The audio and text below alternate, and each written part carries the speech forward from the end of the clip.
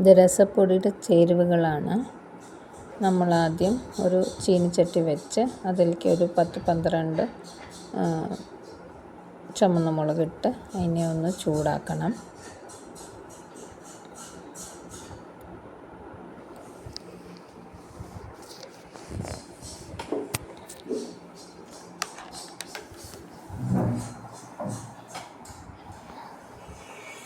അത് കഴിഞ്ഞ് അത് ചൂടായ ശേഷം അതിനെ മാറ്റി പിന്നെ കറിവേപ്പില ഇട്ടു.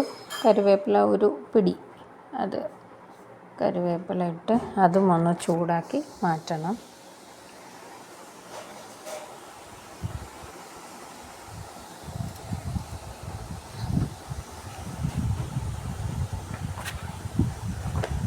അത് കഴിഞ്ഞ്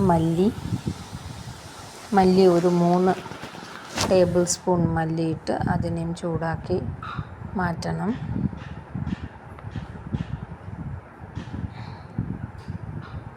ഒരു 3 ടേബിൾ സ്പൂൺ മല്ലി.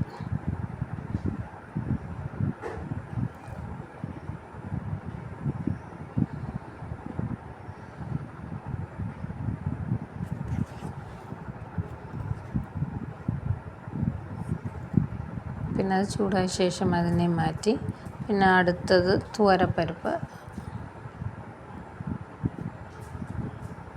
അതിനെ ഒന്ന് ചൂടാക്കി അതൊരു 4 ടേബിൾ സ്പൂണോളം ഇടാം. അതിനെ ഒന്ന് ചൂടാക്കി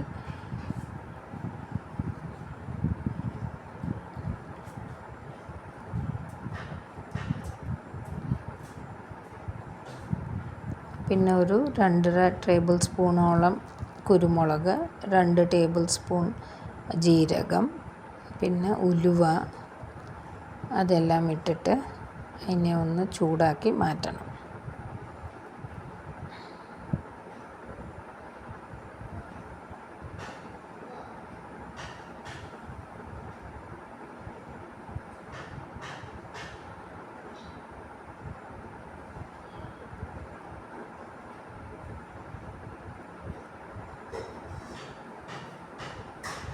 എന്നിട്ട് നമുക്ക് കുറച്ചൊരു 10-12 അല്ലി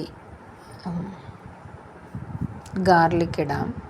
അപ്പോൾ ഈ വെളുത്തുള്ളി നമ്മുടെ ആവശ്യത്തിനാണെങ്കിൽ നമുക്കിങ്ങനെ ഒന്ന് ചൂടാക്കി അതിനെ നമുക്ക് ഇങ്ങനെ വറുത്തിട്ട് നമുക്ക് പൊടിക്കുന്നതിൽ കൂടെ ഇട്ടിട്ട് പൊടിച്ചെടുക്കാം. പക്ഷെ സെയിൽ ചെയ്യുകയാണെങ്കിൽ ഇത് അവോയ്ഡ് ചെയ്യുന്നതായിരിക്കും നല്ലത്. അല്ല എന്താ വെച്ചാൽ ഇതിനൊരു ചെറിയൊരു വാട്ടർ കണ്ടൻറ്റ് ഉണ്ടാവും. അപ്പോൾ നമുക്ക് പാക്ക് ചെയ്ത് വെച്ചിട്ട് ചെയ്യുമ്പോൾ കുറച്ച് ബുദ്ധിമുട്ടായിരിക്കും. അല്ല നമുക്ക് സെയിൽ ചെയ്യണേലും ഇടണം എന്നുണ്ടെങ്കിൽ ഇതിനെ ചെറുതായി കട്ട് ചെയ്തിട്ട് വെളിയിൽ വെച്ച് ഉണക്കി നല്ല പോലെ ഉണങ്ങിയ ശേഷം പിന്നെ അതിനെ പൗഡറാക്കി ഇതിൽ ചേർക്കാം. അതൊരു വഴിയുണ്ട്. ഇല്ലെങ്കിൽ നമുക്കതിനെ അവോയ്ഡ് ചെയ്യാം. എന്തായാലും രസത്തിൽ നമ്മൾ വെളുത്തുള്ളി ഇടുമല്ലോ. ഇതിപ്പോൾ നമ്മുടെ വീട്ടാവശ്യത്തിന് ഇങ്ങനെ നമുക്ക് ജസ്റ്റ് ഒന്ന് ചൂടാക്കിയിട്ട് എടുക്കാം. എന്നിട്ട് അതിനെ പൊടിക്കണതിൻ്റെ കൂട്ടത്തിലിട്ട് പൊടിച്ചെടുക്കാം. നമ്മൾ വീട്ടാവശ്യം പറയുമ്പോൾ കുറച്ചല്ലേ എടുക്കത്തുള്ളൂ, കുറച്ചല്ലേ നമ്മൾ പൊടിച്ച് വയ്ക്കുന്നുള്ളൂ. അപ്പം കുഴപ്പമില്ല. പിന്നെ ഇതിൻ്റെ കൂടെ നമ്മൾ ഉപ്പ് ആഡ് ചെയ്യുക, പിന്നെ കായപ്പൊടിയും ആഡ് ചെയ്യുക. ഉപ്പ് ആവശ്യത്തിന്, മീൻസ് 1 ടീസ്പൂണൊക്കെ മതിയാവും. കായപ്പൊടി ഒരു 2 ടീസ്പൂൺ ഇടാം. കായപ്പൊടി